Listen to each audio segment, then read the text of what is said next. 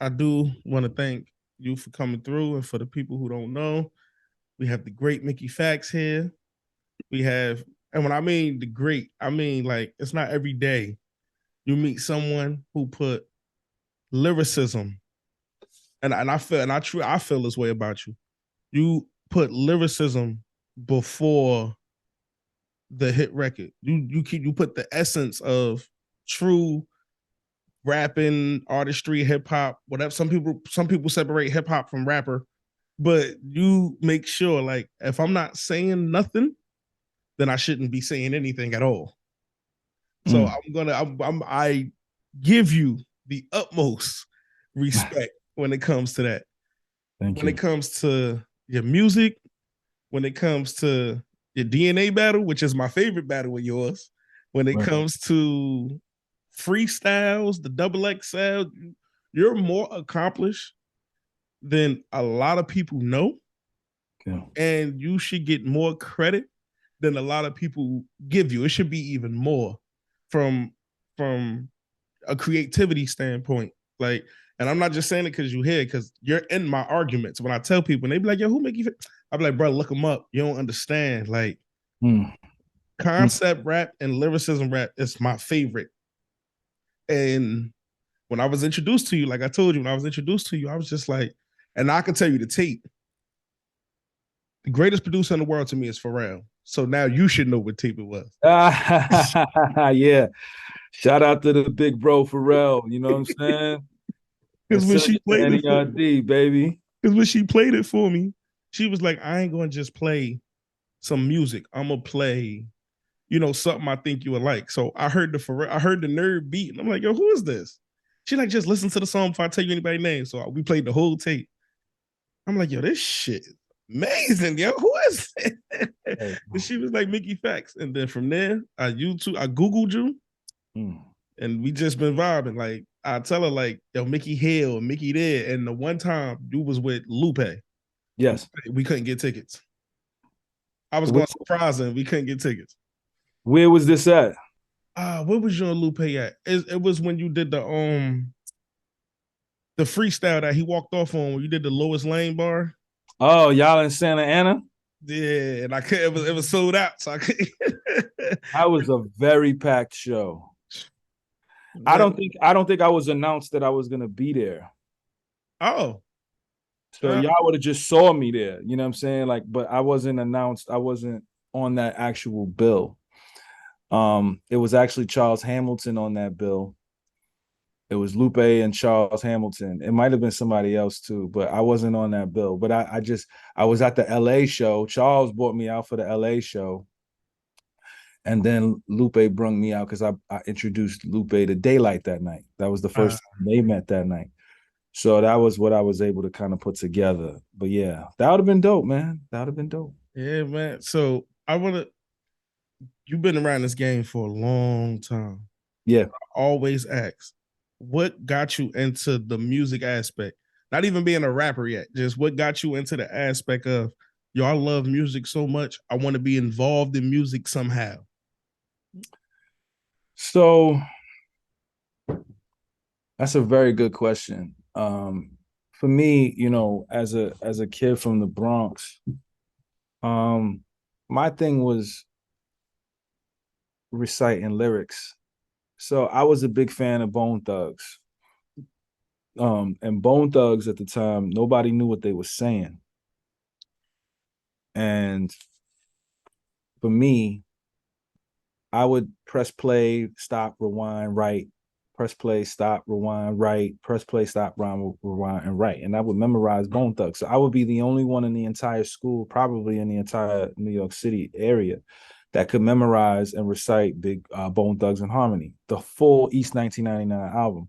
Mm. So I was actually able to kind of do. So that was my entry point into rhyming. So I would recite their lyrics, and then at some point I started writing my own lyrics, but they weren't good. This was like 1996, 1997. They really weren't good. 1998 came around, and I started to kind of get a little bit better. I started to rewrite popular songs into like misogyny to make the students laugh in the school. You know, it's puberty. So I was like rewriting like Jigga, calling it pigeons, because you know, Sporty Thievz was popular at the time. So, and it would be a misogyny stuff, and then I would just start freestyling and writing rhymes like that. So it turned into like something to gain friends, into like a hobby, into like comedy, into like, okay, I could probably do this. And I put my first tape out in 1998. And I sold a lot of tapes at my school. It was a really good look. And that was my first entry point into the business. And then I, you know, I obviously graduated from high school late, like 2 months late. I graduated through summer school. I didn't get a chance to walk. I just was cutting class, rhyming. So that was the reason why I didn't walk through my graduation. So my classmates graduated in June. I graduated in August. I got my diploma. And I went to college, and then I had a couple odd jobs. And then, you know, I just realized that, you know, hip hop was the only thing that made sense to me. And I just pushed hard to make it work. Was you when you realized, like you said, you had odd jobs, when you realized like, nah, music is where I'm going, was that a scary transition to know you're about to give it your all, and you might not have the backup plan yet, but you know you need one? But like, did you give yourself like a time frame, like, yo, I got to do something within the next 2 years or something? Because I could damn near be homeless giving this my all. You know, I probably did. I had built a team together that had minor success in different areas. So my stylist, he was styling at 106 in Park. So he was styling Chris Brown. He was styling a lot of people at BT. My A&R, he was working at Smooth Magazine. So he was able to kind of be in the magazine space, and we had our own sneaker magazine. Then after that, we had I had my manager. He was moving in the space like of all like the parties and all of the events that was happening. He was just getting connected with everybody in the scene in New York City. So it was inevitable. And then I was just rhyming at a high level at that point. And I just kind of listened, and I was getting so I was getting fly. I was getting the right beats to choose and the right ideas and concepts, and I had the right connects. And then all of that, it was a recipe for success. So even though I quit my job in January 17th, 2007, we all knew that at some point something was going to change and shift. It just took about a year and a half. And I had to endure. Like I was homeless for a little bit, staying with women. My mom's kicked me out because she thought I was going to NYU, and I dropped out. So, you know, I was eating out of people's fridge. I was doing a lot of crazy stuff to get to where I was, but I made it happen. That's the most important thing. I made it actually happen. And for me, you know, it was a big deal for me to do these things. And yeah, I don't believe it was like the thought process was either we're gonna make it happen or it's not gonna happen. That was what our thought process was. Either we're gonna make this happen or it's not gonna happen. So it wasn't a plan B situation. It was like, this is going to happen. We were all in. We were all in. We were all in. It's divine to me. So where were you when the double XL happened? When I got the call? Yeah, because it's like you giving it your all. You feel like, all right, it's working. It's not working at the speed I wanted to work, but it's working. Then the double XL call you, and it's like, Oh, they was looking. Now it's working. So like, what was you at when it was like, yo, Mickey, here go to look? Because I know now the double XL ain't what it, the freshman cover ain't what it used to be, and people got their gripes about it. I do too. I have a whole episode based on it. But when you did it, it was at the time where we ran to it to see who made the cover, and some of the people on the cover were complete surprises. So it's like, all right, I might know Mickey FACTZ, but I don't know Charles Hamilton. Now it's not like that. So back then, it really felt like a jump start to your career getting on that cover. So where were you and what was that like, just knowing you were selected to that cover? Or they asked you to be a part of it? I was in the Bronx. I was visiting my mother, and I got that call. I might have got that call on my birthday, July 13th. It was around that time, one of those days.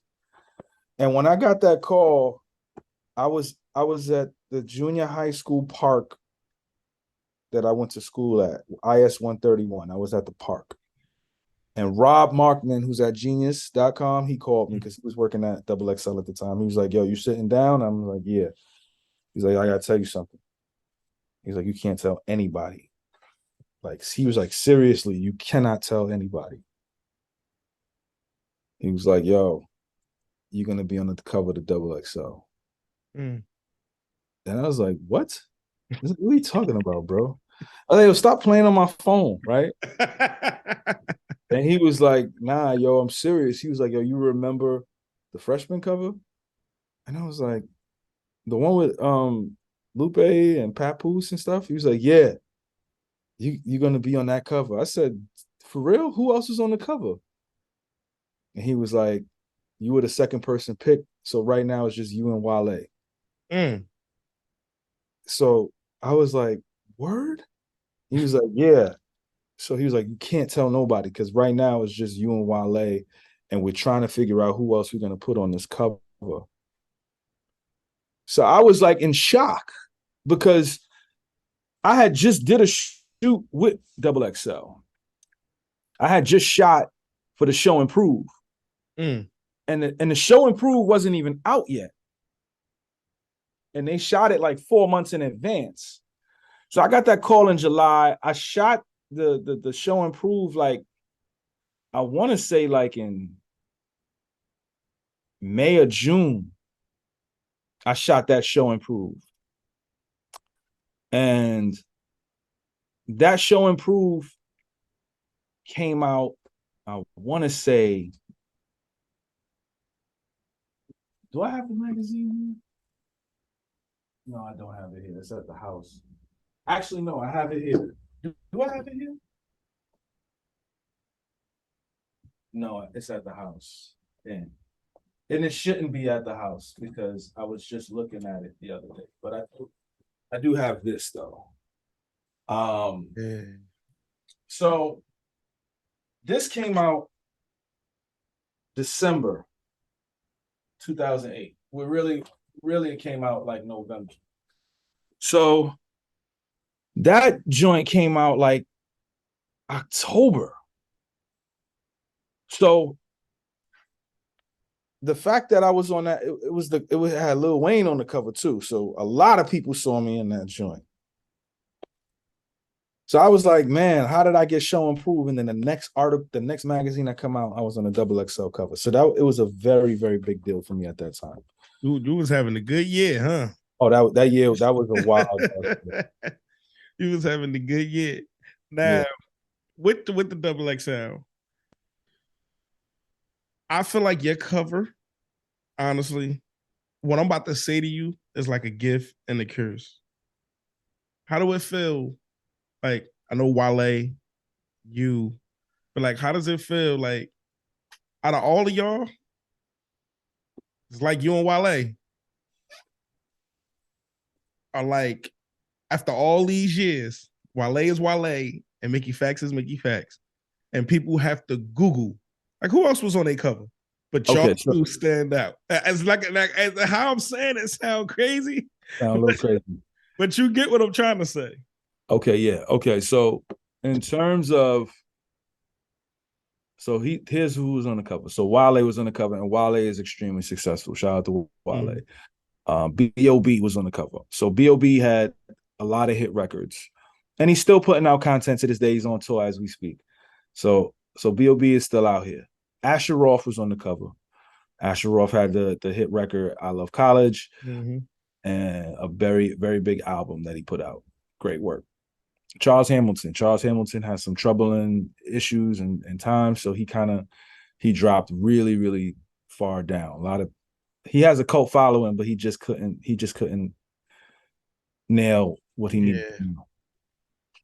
Blue, me and Blue did an EP last year, really successful EP. He's still putting out a project. He put out like 3-4 projects a year. I don't know how he does it, but that boy worked. Corey Guns, he was on the Wayne record, great talent, and sometimes he just gets into his own head and doesn't put his content out. Cudi was on the cover. Yeah, he was. Cudi, he's still in the news as we. Yeah, he just go through some stuff sometimes. Yeah. So, but Cudi's, he has a cult following. Ace Hood, I think Ace just suffered from people taking his style, and running. I'm so happy you said that. I'm so happy you said that. I'm not gonna say any names, but I just had an argument about that. But I'm so happy you said that. Yeah, no, people took his style, and when people took his style, it was hard for him to kind of. People that are bigger than you take your style, it's just hard for you to gravitate towards it. And then obviously, last but not least, is Currency. Currency is still out here. Spitter's out here rocking and rolling. He's wilding. You know what I mean? So yeah. So that was the list. And me. You know what I mean? But the one thing I respect though, you and Currency, I feel like did the same thing, but you were able to touch other aspects of hip hop. Like Currency has a cult following. I know my brother thinks he's the greatest thing he ever heard. Like he loves Currency, but at the same time, you were able to go artists, and you're just around hip hop, whether it's clothing. I done seen you in miscellaneous ciphers, and I'm like, oh look, the only somebody in the cipher, he just popped up out of nowhere, like on some common shit. Like your name ain't even in the title. Like, so it's like, yo, you were able to stay. Now it might be because I prefer that kind of stuff, right? That I'm attached to it, but I must say I appreciate that you never felt like, yo, I'm too big to do this. And a lot of people feel like I'm too big to do this, or I'm too big to do that. Or it'd be something like when you came back and you did some battle rapping. You get some people that go, yeah, I'm gonna come back and charge a retarded amount of money, even though I'm wildly unproven for years that I have not done this forever. But I'm still gonna come out here because it's the aura of me, get booed off stage, and then be like, nah, it ain't me, it's y'all. You came in, erased the Mickey FACTZ. Yo, I am Mickey FACTZ, but erase that. I'm about to come in here. We ain't about to just jump in we want Loaded Lux. Nah.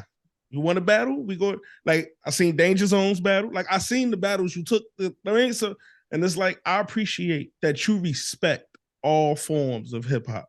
Yes. Because some people say they respect it, get in a situation, and there's no real respect. It's just I'm doing this for money. I'm at this graffiti event for money. I don't really care for this no more. You never fall out of love with it.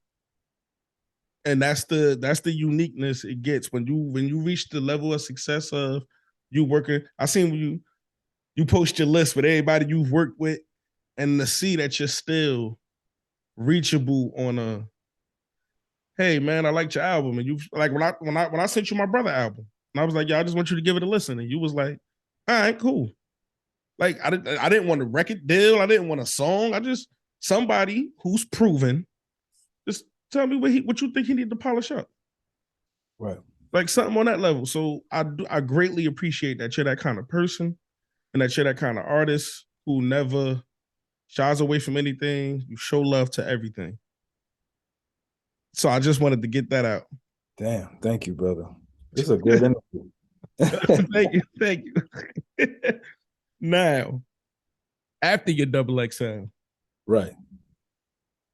You got the lights on you. Now the lights, because back in that cover, the lights is on you. Now it'd be people that already have lights on them on the cover. But at that time, the light is now on you. What was the project in response to making the double XL? I didn't.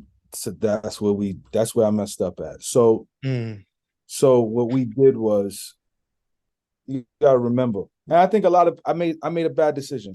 So the whole year 2008, I probably made $3,000. But you got to remember, if I'm the second person that they put on this cover, that means my buzz was through the roof. Yes, that's exactly what that means. My buzz was through the roof, and up until So Far Gone came out, my buzz stayed through the roof. And it was me. Like, people were looking at me to be that guy. The issue was, I finally started making money. I put out the Honda commercial. Mm-hmm. I had a couple songs on a couple video games. And I took the time to go on tour. So I went on tour to make money. And during this time, I was putting music together for the album, for the Achievement. But what happened was, I was also simultaneously working on a Need for Speed album with EA Sports. I was supposed to do the whole soundtrack for Need for Speed. Or at least I pitched it, and I wanted to do the whole soundtrack for Need for Speed. I was trying to, get like $100,000 budget. After the meeting, I ended up, they only picked like 2 or 3 songs, and I ended up only getting like, I want to say like 10,000. So I spent my whole 2009 working on a soundtrack that didn't come out. And while going on tour, the Raekwon Joe Budden situation happened. So 2009, I really dropped the ball a lot. Like, I don't even think I put music out like that in 2009. I dropped the ball, and that was the time to strike when the iron was hot. And we completely folded, completely. So I started working on Dark Phoenix Alpha. So I went into a depression because they didn't pick the music. So the next thing I did was like, okay, well, I gotta put out something. So I started working on Dark Phoenix Alpha project, and I started hashtagging Alpha. Now, when hashtags weren't even being used then, you gotta remember, my guys were sewn deep into tech, fashion, everything. So they were like, yo, use hashtags. So I was using hashtag Alpha. And everybody was like, what is this Alpha project? What is this Alpha project? What is this? What is this? What is Mickey FACTZ is finally dropping? He's finally going to drop. So it was supposed to be a 3-way drop between me, Jay Electronica for Act 3, Patents and Nobility, and Yellow Wolf Trunk Music. That's my Jay Elect never drops, so it was just me and Yellow Wolf. Yep. Now, when you listen to Dark Phoenix Alpha now, it's literally what Yeezus was. It was so ahead of its time. Okay, I give you that. You know what I'm saying? It was so ahead of its time. So when it came out, people were like, what is this? We were expecting something different from Mickey. And it was received well years later. When Yeezus came out, people was like, I love that Mickey project. But when it first came out, it was mixed reviews. So then the next thing to do was, okay, now I'm depressed again. 5 days after the project come out, I'm still not feeling what's happening. I fly to Atlanta and I do 20 songs and I get a deal. I do a deal with Jive Records. And then I put out Paradise, and that was kind of like, okay, Mickey's finally ready. Mickey's Mickey. Okay. Now, mind you, all my peers are popping, with the exception of Charles. Like, everybody's up. Wale wasn't up at the time. He did the record with Lady Gaga. Didn't go. I Love College is popping. Cuddy got the Day and Night Out popping. B.O.B. got Nothing on You popping. Corey's on 6 foot 7 foot popping. Currency started working with Dame. And then Asa got Hustle Hard popping. Yeah. And I didn't put anything out. I was touring, and that was my mistake. And let me tell you something, if I would put something out around that time, anything, it could have been anything, I would have blew. Yes, you would have. That is not even a shadow of a doubt. You definitely would have, because I also looked at it like when we had like how you just said, yo, Wale put out the joint, he had the joint, Lady Gaga, I didn't go at the time. But at the simple fact, it was the fact of people just seeing them work.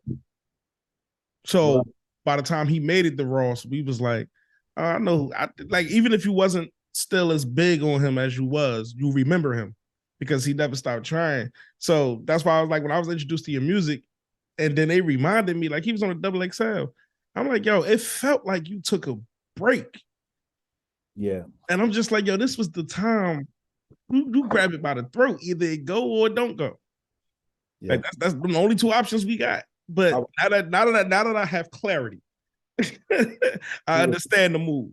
We were thinking too much. Yeah, it wasn't a bad thought. It just, if you could go back in time, you would have gave them some music and then did the other thing. But you did it the other way. Like, let me did it the other way. Let me get stability, and then y'all can have that.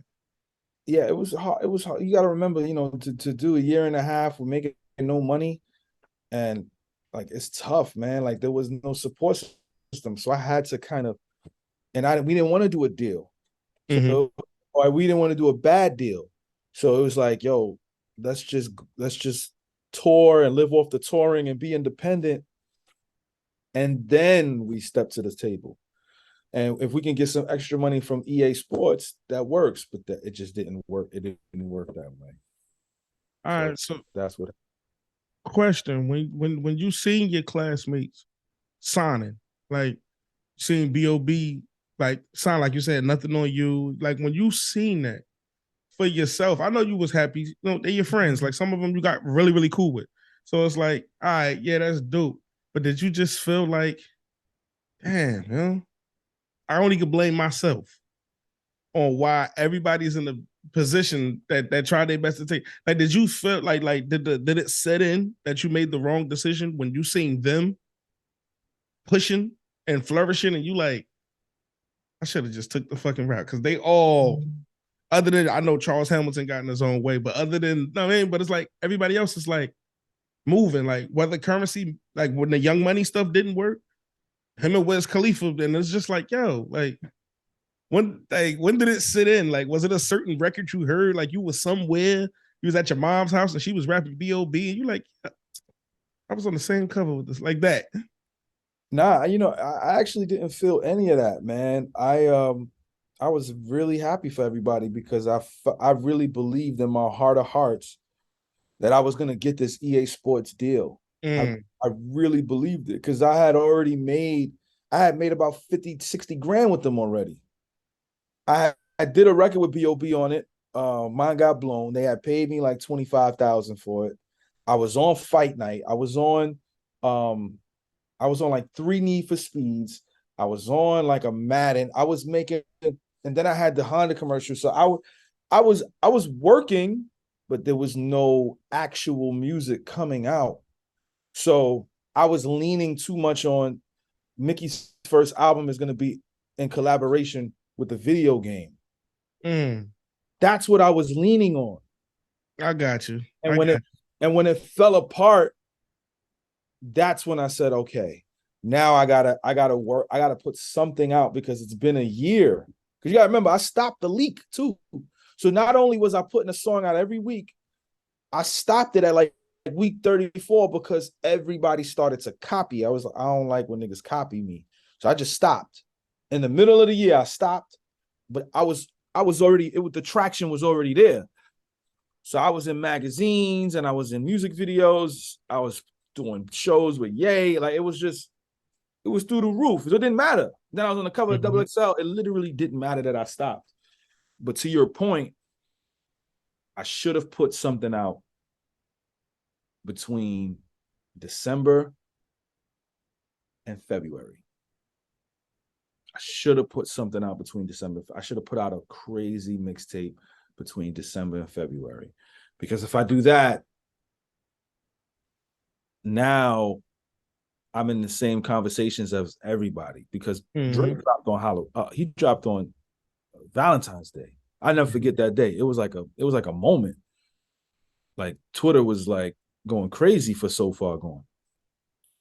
And it was because he had Wayne on like 4 records. Was he supposed to be part of y'all cover, or was it y'all cover he denied? No. It was the cover after y'all that he denied. He denied the cover after, but he wanted to be on our cover. I got you. He just didn't do enough. So the Ace Hood, it was supposed to be Jay Electronica, right? Drake at that point, Drake only had Ransom and Say You Will out. That was the only 2 records he had out, and he was on tour with Wayne. Wayne just put him on the road, but he didn't have no music out. He was just freestyling. Yeah. But yeah, he wanted to be on our cover. He was very angry that he wasn't on our cover. You said one point that you said one thing in your statement when you was just breaking it down, that you said you don't like to be copied. You was putting out a song every week, right? How do you feel now? I don't even know if you noticed. How do you feel that now your blueprint of that, you're responsible for a lot of artists. That exact blueprint that you just said is the blueprint Rush used. They'll never give me that credit. So like I want to credit Crooked Eye. So Crooked Eye, he did a freestyle every week. And when he did the freestyle every week, he even rapped over one of my beats. He rapped over Paradise. And it was fire. But it's different when you just put together a verse and rap and put together a song. Yeah, it is. So I was putting songs together and dropping them once a week. And that's why I use Russ as because he was doing songs. And I remember when he said, I was putting out full projects, it wasn't working. And I realized everybody listens to the first song. So I just bundled it as a song and then when you said that, I'm like, yo, a lot of artists use that trait. Like, music is consumed. You was ahead of your time with it because now music is consumed so smallly and so quickly. People, you only need 2 songs. Like, sometimes I click EPs and be like, damn, I'm only getting 6. That ain't enough. Like, but that's what it is today. So I'm gonna give you your flowers and credit if don't nobody else give it to you for making that blueprint. And I got to give you your credit for that because they don't want to give me credit for it, mostly because it's coming from me. Yeah. Like, you know, they got to understand something. Before I came into the game was a hand-to-hand from the trunk, from, you know, having a DJ. I changed a lot of stuff that people will not give me credit for. A lot of what I did, like, I used the internet. Now, the internet was already live and running, but I literally, like, the skinny jeans, the fashion, that was me. Song a week, that was me. Getting in magazines without a publicist, that was me. Touring, that was me. Put Drake on the song before anybody knew him and getting him on blogs, that was me. I Google every record you put up. Every record you put up that day on Twitter, I looked for every single record, yo. I definitely did. Listen, it was one of those things where it was like I was so hot. Like, everything I did, people took from me. Like, and you know, I look at it and I say, okay, you know, that's part of the game. That's what niggas is gonna do. But like, I was the king of Z share. I was the king of Hulk share. Like I sampled Daft Punk and all of them before. Yay. Like, it's documented. It is. So like, for me, they'll never give me the credit because it's me. But like Hood by Air, like I wore Hood by Air in my rocking and rolling video. Nobody ever wore. I was the first person to put it on like that for people. Cuddy was and Cuddy's in that video of rocking and rolling. Vashti's in that video. Like people, Vashti was just a girl that was dating and DJ. Now she was lit in New York City, but when that video came out and people saw her, they were like, "Oh wow, she with Mick." Not dating, but like she's running with that crew, So it's just a lot that people won't kind of give me credit for, and You know what's another thing I give you credit for that a lot of people don't give you credit for? What's up? You have a song, and for me, this is my interpretation of how I feel about it. I feel like you were one of the first ones, and we always had conscious rap. We always had all of them. My favorite artist is Nas, Common. Like I love all of them, but I feel like you were one of the first true ones, Detroit Red. I feel like them records didn't they always exist, but the level you took it to was like, y'all want to hear what this sound like if he was still here? This like I got that feeling. So when I do see it, and I'm a huge fan of Kendrick Lamar, but when I see him do it, or I see another artist do it, I'd be like, I'd never forget when I seen Detroit Red and Mickey FACTZ did it. I gotta give you your credit. Like when I see him do it, and they try to morph like the Heart Part 5. I seen him do it when he did the Nipsey Hussle part, and he tried to embody the I'm Nipsey Hussle. Listen to it, and I was like, yeah, I remember when Mickey bodied Detroit Red. Not even Malcolm X. We talking Detroit Red. Like I remember when I give you your flowers for that too, man. Even if nobody else give you that, that was fire. that was fire. I mean, again, I think where I am now in my career, you can see, okay, whatever Mickey says he did first, I gotta believe it. Because when I interviewed Warhol on Mickey Mouse, that was before. The only person who did it before me was Rhymefest. So Rhymefest had like an interlude where he was talking to Michael Jackson. It wasn't an interview. He was talking to Michael Jackson. Mm-hmm. I interviewed Andy Warhol on To Pimp a Butterfly. Kendrick interviewed Tupac. When that dropped, people were flaming him, and I was just like, let it rock, because that's my man. I rock with Kendrick regardless. Yeah. Kendrick doing the same thing with the, Heart Part 5. I mean, it is what it is, man. Like me embodying, I put the conch in my hair for as Detroit Red. Like yes, I dyed my hair. Yes, you did. You so like fully embraced it. You fully embraced it. Yo, you are more important to this game than you probably give yourself credit for. And the thing is, like you said, Kendrick, he's a fan of hip hop. He know where he's seen it first. Oh no, that's my man. Like yeah, like he know where he's seen it first. Like yeah. I ain't gonna say I got it from you, but that was dope. Yeah, I look at it like I respect it, man. I respect how people move. I respect how people work, and I'm just grateful that I'm still here working. That people respect what I do, and I'm still able to put this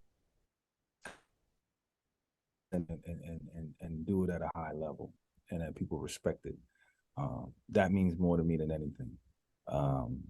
And I'm here for the long run. So what's Mickey's favorite Mickey FACTZ album? Tape, album, mixtape, whatever. What's Mickey's favorite project? To where it's like, yo, if this was the only thing I've ever dropped and my name disappears off the face of the earth, leave this one behind in the time capsule. So 50 years, they can remember what hip hop sound like. Put that in there. Like, what is the album? What's Mickey's? Yo, hang this plaque on the wall. You can delete the whole catalog, but that gotta stay. Well, for personal reasons, it would have to be Hugh. My album, Okay. the one dedicated to my son. Like, I give you that. like if I'm gonna leave anything behind, it's gonna be that one. So he can know, he can hear my voice and know what to do with life if I'm no longer here. Like that, that's a prerequisite. If my son wasn't born, Mm-hmm. it would probably be Mickey Mouse. Mm. It'll probably be Mickey Mouse. You know what's crazy? If you would have dropped Mickey Mouse around the double XL time, man, Oh, I I'd wouldn't be the have goat. been I'd be the goat. I'd be the goat. Hands down. we Hands we down. probably wouldn't even be speaking right. Like you would be somewhere. I'm I'm writing you like, hey man, I love the interview. They writing me back. The message has changed. What? Right. Right. Right. Oh man, but that is for me. I will say Mickey Mouse as well. Even though my favorite thing to listen from you is the search of, and that's for personal reasons for the instrumentals you're choosing. But I would say the same thing. Now, I have a tricky question for you. Okay. I know you're really, really, really, really, really good friends with Sorry the Kid. Yes. Name right? Sorry. Yeah. All right, Sorry, right? He said something recently, and I commented on it because it made me feel some type of way. Of course, he ain't say nothing back, but I commented on it, made me feel some type of way. Right. The post he did about females in hip hop. Okay. How do you feel about female representation in hip hop? Because I can tell you how I feel. Like the way I looked at it is like I commented on it, and I told him like I feel like that's a slap in the face to feel that way. And Rap City sitting right here, or like I was just tagging different women because I'm like mainstream. It is mainstream, but y'all have to come hand in hand to make mainstream. If I gave you $100,000 and said go get a female on one of your records, if you choose not to call one of them women that's bigging up women, that's on you, not my fault. Like, so you look for the representation, it's there, but you also have to work with them, just like someone would have to work with Mickey. Like, oh, can't no niggas from the Bronx rap. They ain't been relevant since Pun. They ain't been relevant since Fat Joe was putting out hits. And it's like, nah, you're just choosing when you get the chance to work with them to go to Queens. Like you're true. So I told him, I said, yo, to be over there, I felt like it was a slap in the face because you like female representation. If all of these women dropped on the same day, I'm bumping Rhapsody first. So no, that's not how that works. I'm bumping her first. Right. And the other chick that's coming up on Moretta, I like her, like all of them. And I'm like, yo, there are lyrical women who are not sex driven or money driven in their music. But if you don't choose to work with them and you're making hit records, it's hard for them to break out. It's not easy for the conscious male rapper to break out. We can't get Kendrick and Cole every year. Lupe just put out an amazing album last year. It didn't fit where Mr. Morale and the Big Stepper said. So you can't make it sound like it's just easy. Like, oh, what a women represent. Ask the record labels that signed the other women, or ask the independent artists who work with the other women. Because an up and coming artist is gonna not pick this person over the city girls, but it's the city girls. I'm picking them. Dumb down my music to get that hit record. That's how some people look at it. Right. So you being his friend, and I mean, and you being the big advocate for lyricism, where do you stand with the females in hip hop? I think it's possible to have two separate truths. So I would agree with him, and I would agree with you. I think that in terms of hip hop on a mainstream level and what's being promoted, it is very misogynistic towards them, and they're basically rapping about their sexuality and their sensuality. And for me, I'm not mad at it, only because for so many years, men have silenced women to have voices about them and their bodies. So I'm not too mad at it.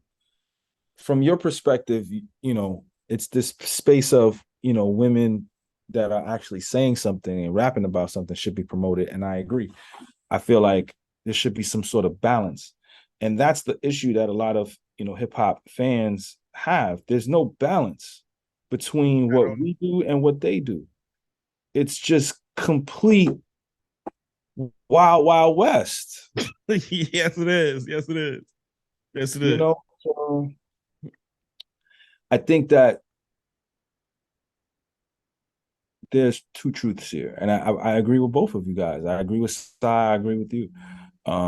It's just the common ground of trying to please both parties that need to happen. Not your fault, not his fault. It's just powers that be need to promote more positive music for our people.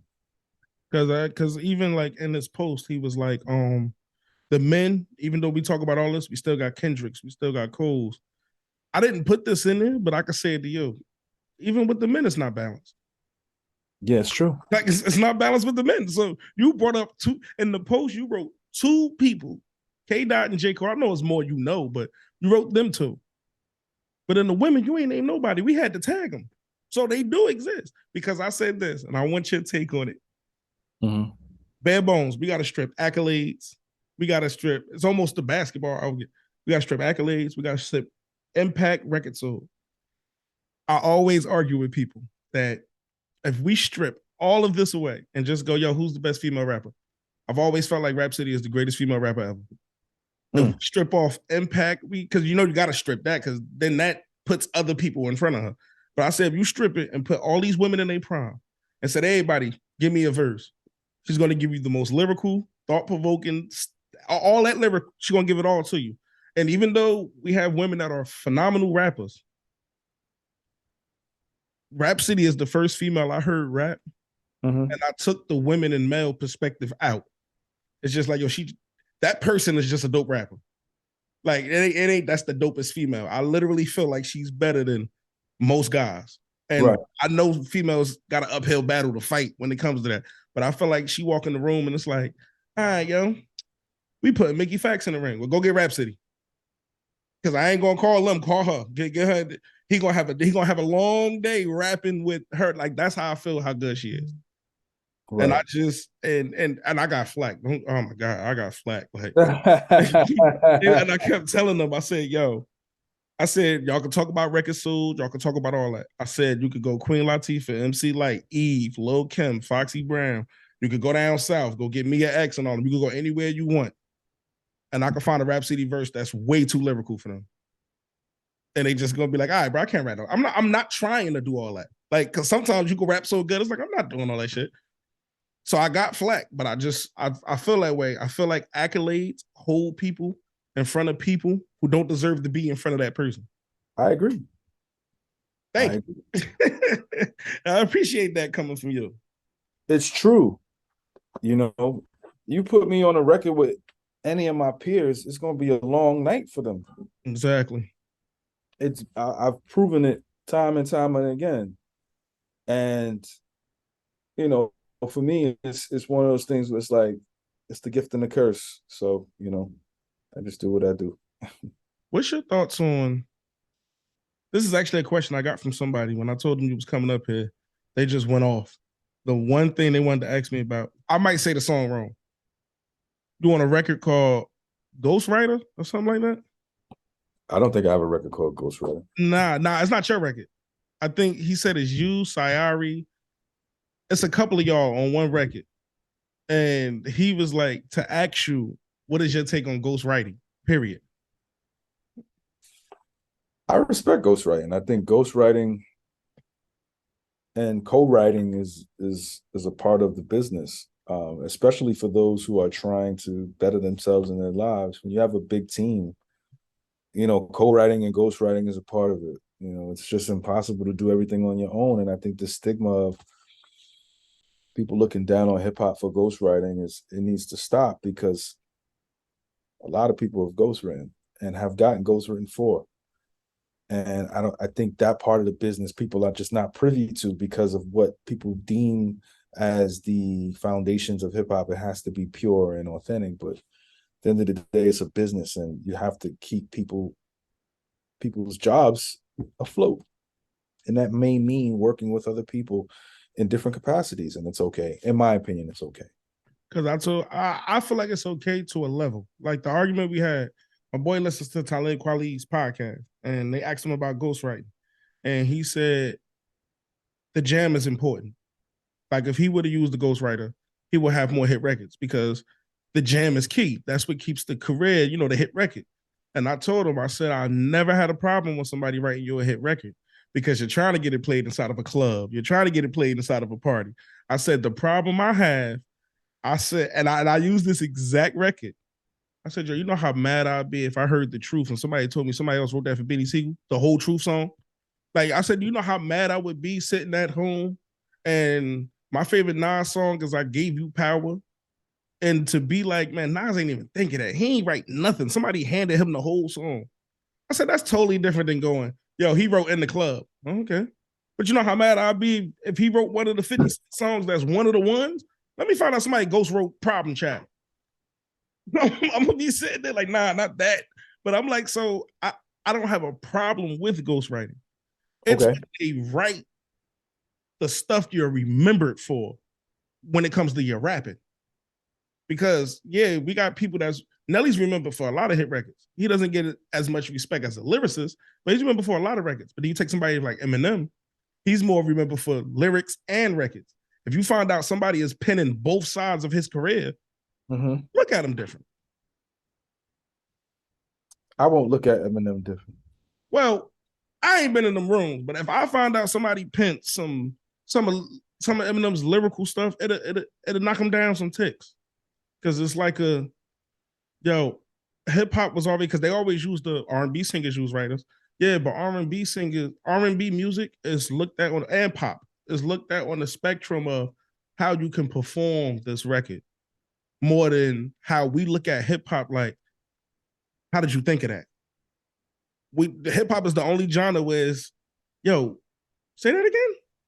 Doubles and triples, we lean on that. We throw on pop records and R&B records, and we're not necessarily leaning on the lyrics to every song, but we leaning on the sound, the melody, how it make us feel. Well, rap, we do the same thing, but when it comes to them rappers, it's like some people would never put NBA Youngboy in the same room with Jay-Z.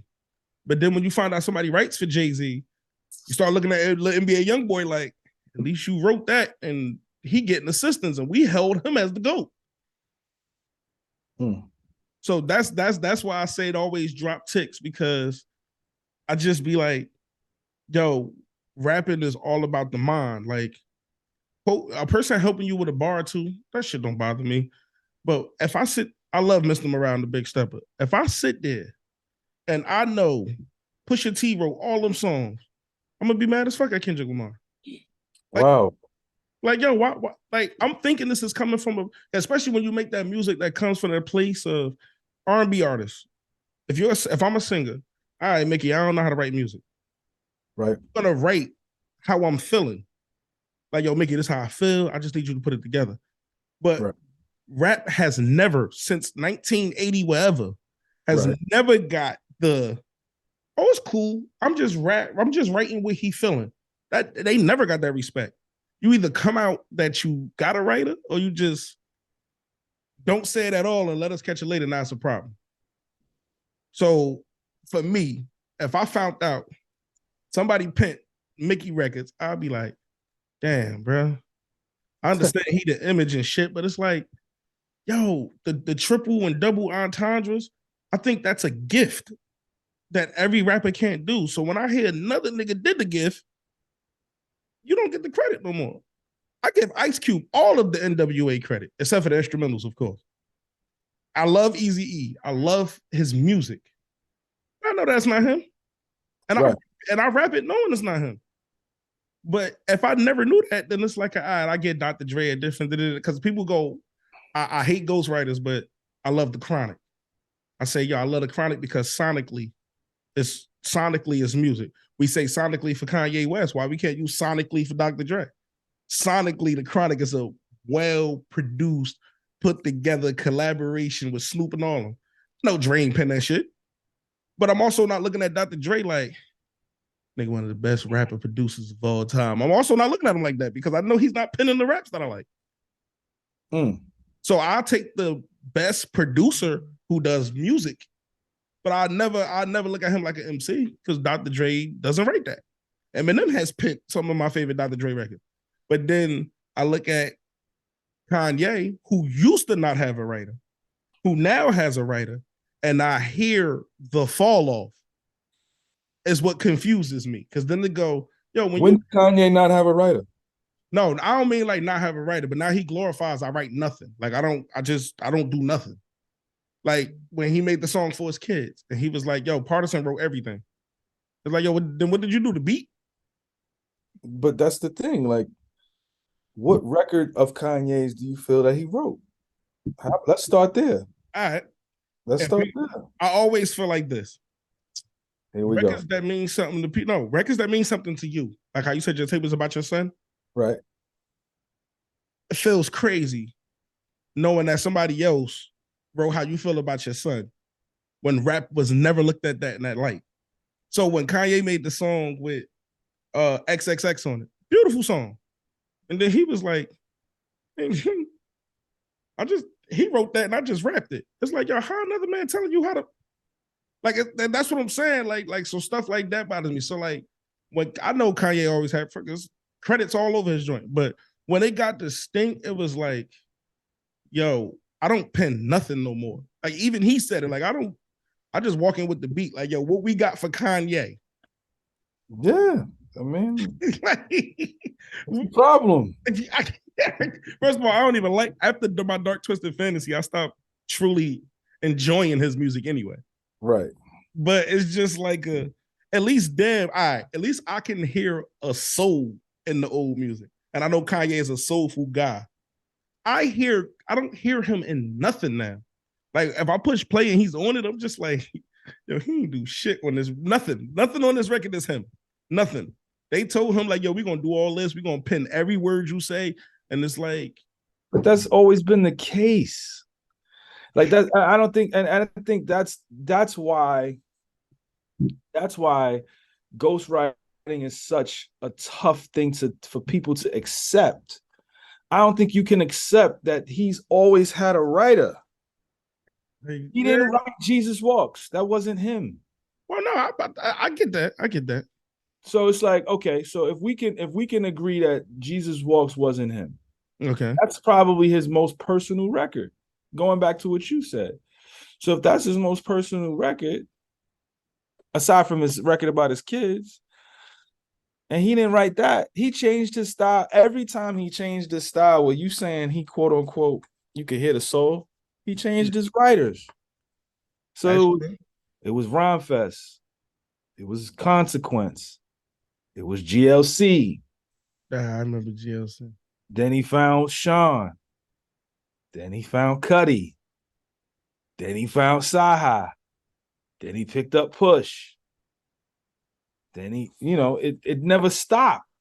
But this is my thing, though. This is what I also told you. When I find out, you drop a tick. I've never told you what Kanye at. I mean, then everybody would drop a tick. No, everybody would drop a tick.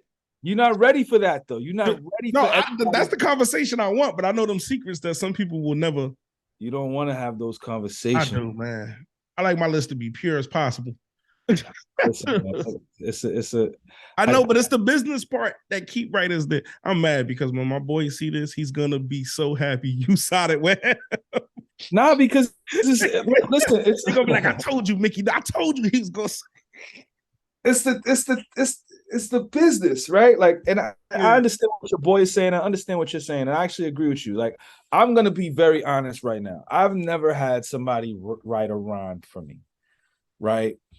I've had lines given to me here and there, like very scarce.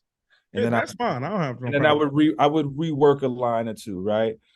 But I always said if somebody gave me a hit record, I would take the hit record. Because the hit record is generational wealth, right? And I don't think people understand that part of the business, right? And if somebody ever has something to say, call up your favorite rapper and I'll take him up to the radio station and give him everything that he got.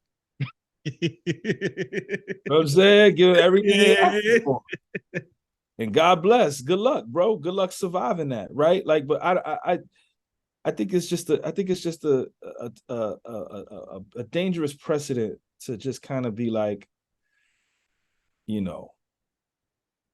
nobody writes or this thing is I just don't agree with that for me. That's just me personally. But I just look at it like this. Your favorite, you said the tape to your son. If somebody wrote every hook to that song, will not bother me as somebody writing your verse. Because we go through it like another argument I always have. This is exactly how I said. I'm sorry if you see this, don't get mad. Every time I hear Papoose rap, I say, damn, that's a good ass rapper that can't make good music. That's what I say. If Mickey ain't say that, I said that. But every time I hear Papoose rap, I go, yo, he could rap his ass off. I just like to hear that. I don't care for him adding hooks, bridges. I don't care for none. Just Pat, just give me a long ass verse. But if somebody walked up and all of a sudden Papoose was making music, and I'm like, this shit is hard. And then he go, well, yeah, you know, I got some people to help me write hooks. Cool.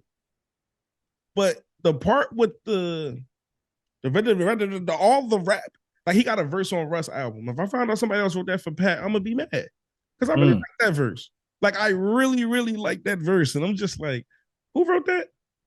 Oh, well, shit. Fuck you. But then what make me mad is when I go listen to the ghostwriter, fucking ghostwriter don't sound like what he wrote for the other person. And I'm just like, come on, man. What are we doing? Yeah, I mean that happens, man. It happens. But since we breaking this down, and this sounds like a topic that would be inside of a classroom. The segue was perfect. Segue perfect. Perfect segue. The school. Where did the idea come from? How did it start? You got the floor. Like, how did anything go with the school? Where is it? What is it? How is it put together? Do you enjoy it? Like everything about it. Just what's up? Oh man. So, you know, I reached out to Masterclass. Mm-hmm. And Masterclass was this space that I felt, you know, they have this, how can I say, they have a very big following.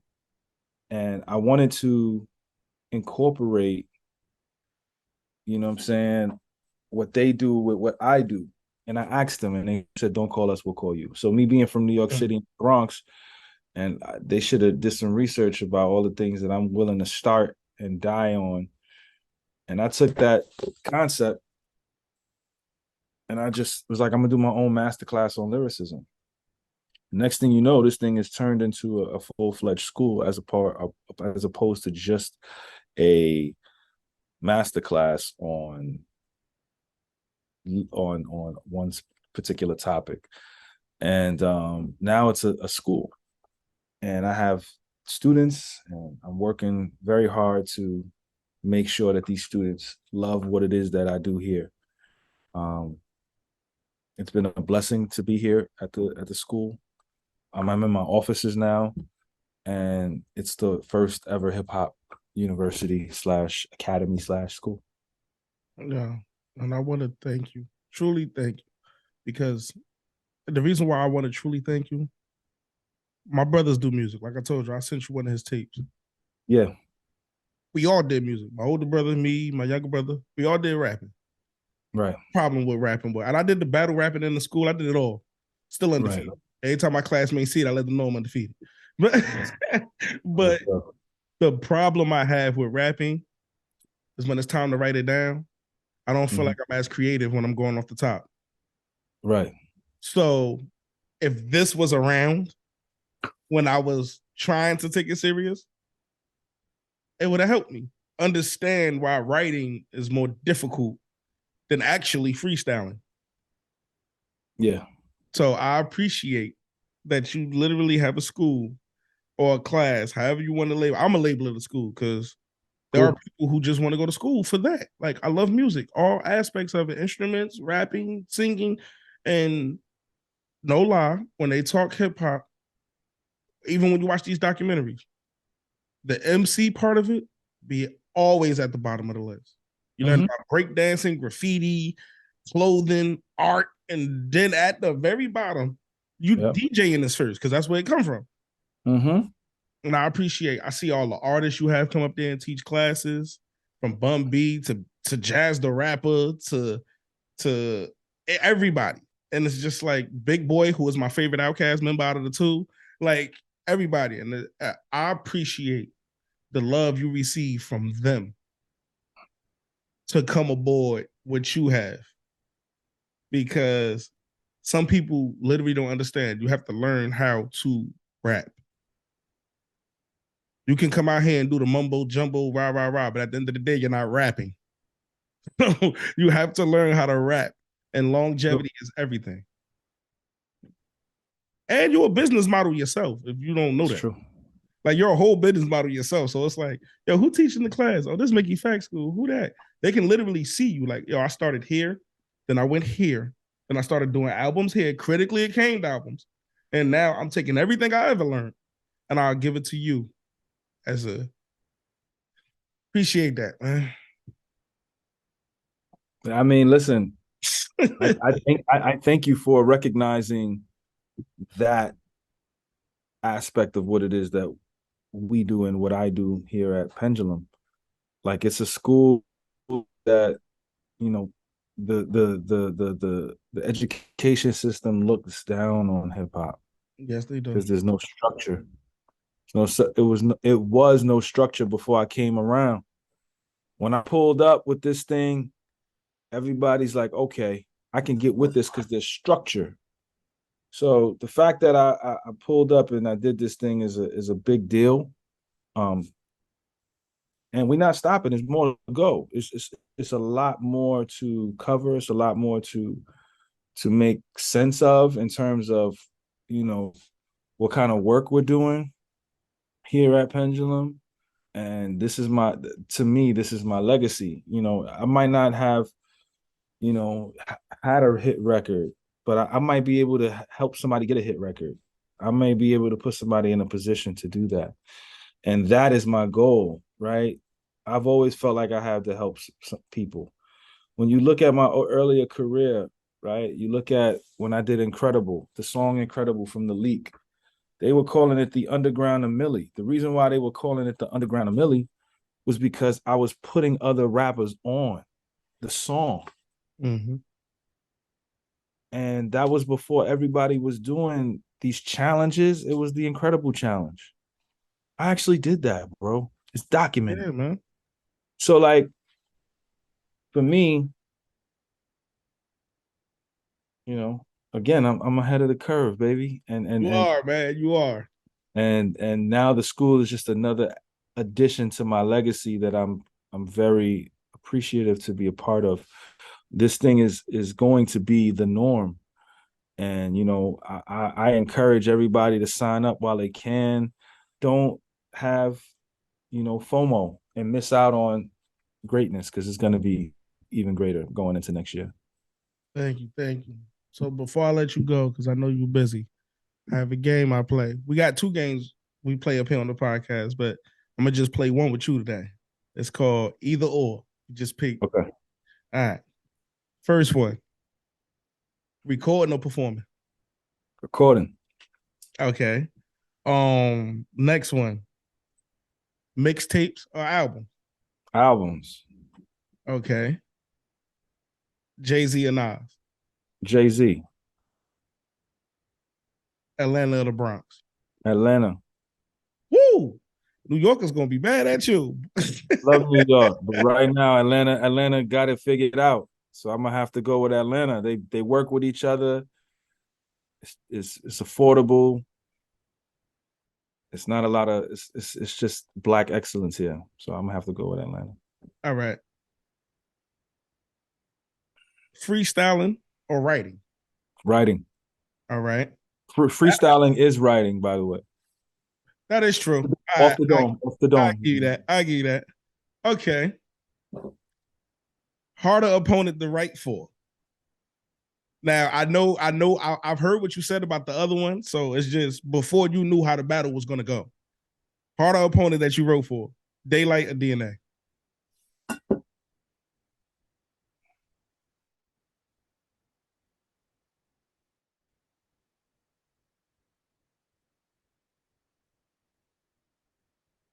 I got my pick on who I thought was harder to write for, but I would say DNA was a little harder to write. It took me a little longer to edit down the DNA stuff. Ah, I would say the DNA. I would say it wasn't difficult to write. yeah. I want to say that it wasn't difficult to write. It was the editing process and taking out certain things and adding certain things. So I'm gonna say DNA. All right, this is my last one. Hopefully, I can get a Y out of this one, but this is my last one. Royce the 5'9" or Lupe. Lupe. Lupe is just a better.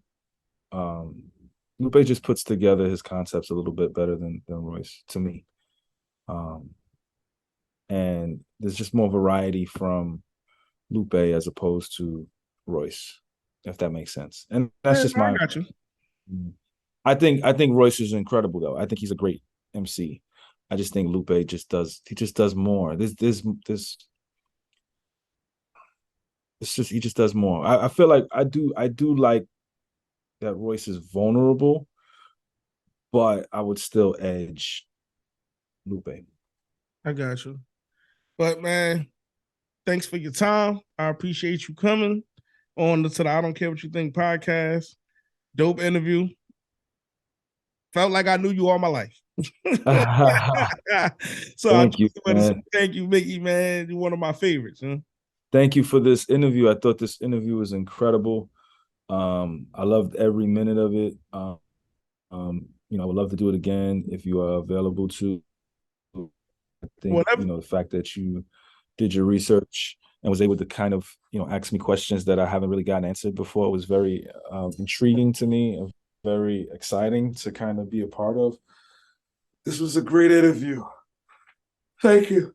You know why I want to thank you? Because out of all my guests are important. Every single guest I have. You were the biggest guest that I had. As far as name, stature, accomplishment, they're the biggest guests I've sat with. So you're the second person to say what you said. But coming from somebody of the stature who's did interviews, I seen your drink champs. Yeah. You see what I'm saying? My whole thing, whenever I interview somebody, is always, if I'm tired of hearing a question, you got to be tired of answering it. Right. So I just appreciate you. I'm glad you had a good time and enjoyed it. Thank you for the school. Yeah. Thank you for the music. Thank you for everything. And hopefully we can do this again. You have an album coming. I thought you had one dropping in October. Yeah. So I'm finishing it up as we speak. I'm trying to get it. It's being mixed as we speak. I'm trying to get it out by December 16th. The date was December 9th, but it's looking like December 16th. I have to push it back another week. Waiting on some extra features. Right now we are 11 songs that are done. Waiting on my wife to do the intro, so that'll take it to 12. Waiting on 2 features to come back, so that'll take it to 14. So this would be like my first 14 song project in a very long time.